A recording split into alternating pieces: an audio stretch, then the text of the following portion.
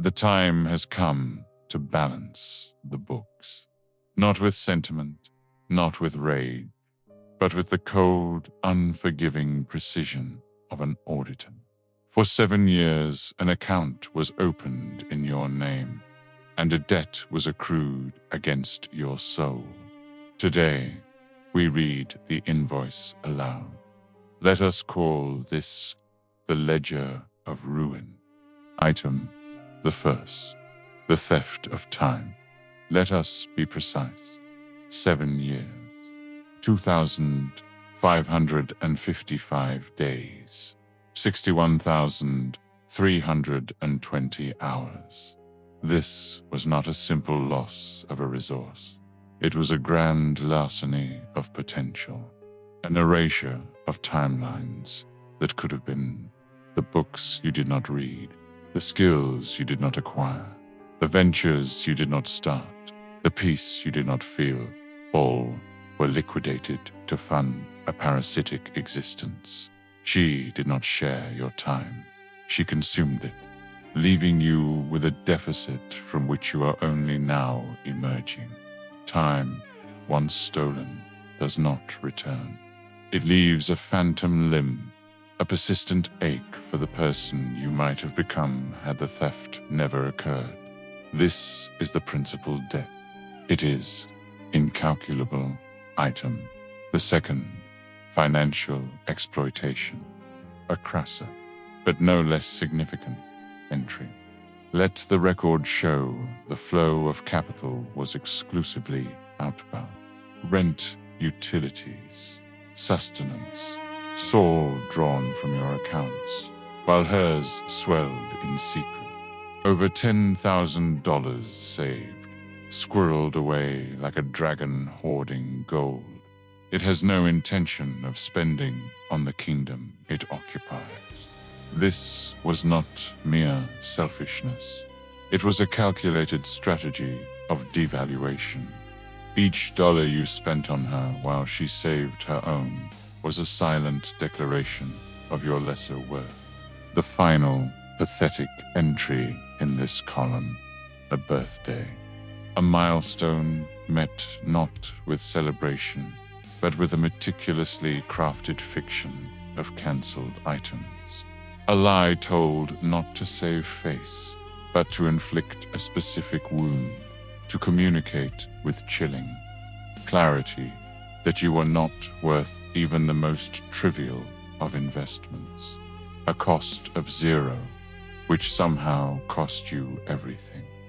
Item the third, psychological vandalism. This is not an entry of theft, but of deliberate architectural destruction. The systematic dismantling of a mind. Every instance where your correct intuition was branded paranoia. Every memory of her infidelity that she swore was a delusion you had concocted in the fever swamps of your own instability. This was not a disagreement.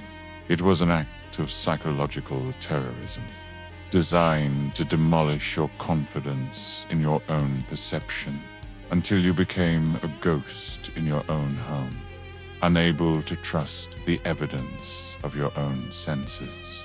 They create a prison of mirrors, where every reflection whispers that you are the one who is mad.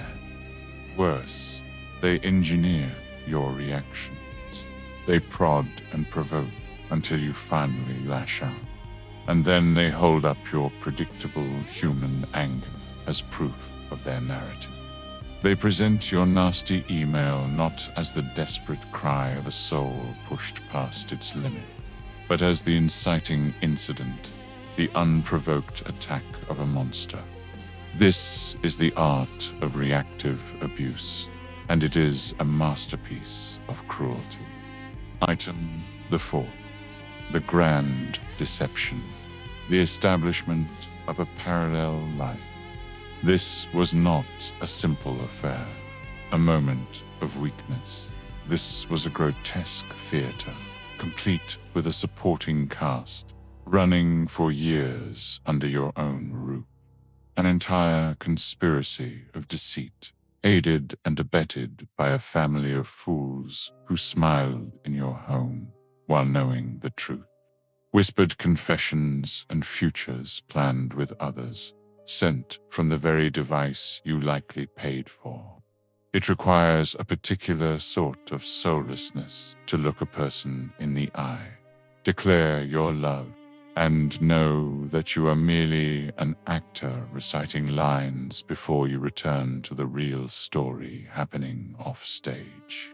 The damage here is foundational. She did not just break your trust. She proved that for some, the entire concept is a farce. To understand the engine that drives such profound malice, we must turn to philosophy.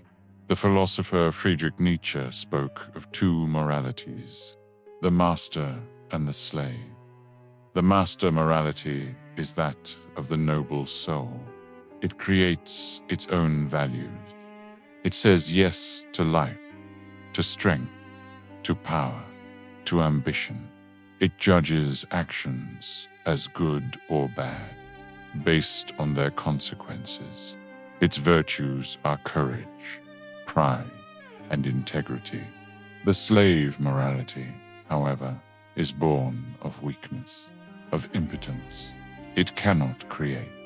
It can only react. It is born of ressentiment, a venomous spite for the strong. Unable to achieve what the master has, the slave inverts morality itself. It calls the master's strength evil. It rebrands its own weakness as goodness. Pity, humility, patience, these become its virtues, not because they are inherently noble, but because they are the only weapons the powerless possess. The slave morality does not say yes to its own life. It says no to the life of another. You, foolishly, attempted to operate from a master morality. You valued loyalty, creation, building a future. You judged her based on her actions. She, however, was a creature of pure ressentiment. She was born of the slave morality. She could not build, so she sought to dismantle. She could not create her own value, so she dedicated herself to devaluing you. Her entire performance of victimhood, her smear campaign, her rebranding of your strength as abuse. This was not a series of lies. It was her religion. Item the final, the weaponization of virtue. And here, after our lesson, we find the cruelest charge of all. She did not prey on your weakness.